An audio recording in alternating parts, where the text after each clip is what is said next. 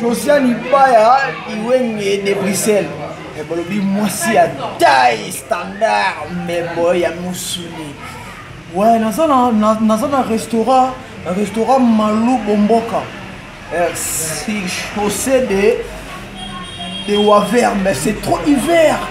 Obi poto na ko pototer vraiment. Laissez-moi me chronoyer Mikili. On sentir nga katsa Mikili. Pour sa poto la katsa poto. Taka poto le lisinga mingi na fila même. Siko nga moyo la katsa Mikili. Ouais. Ouais, yemoko les gars prêtresses babi. Josiane Ibaya Iwenge de Bruxelles, balobi mwasi à taille standard. Babi mbebo musuni. Ouais, thank you. Ah, l'Europe. L'Europe, ça m'a tué, hein.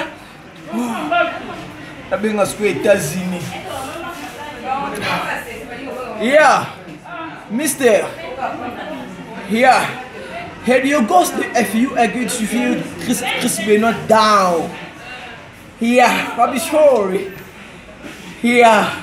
You guess the FU agreed WW Jamaican.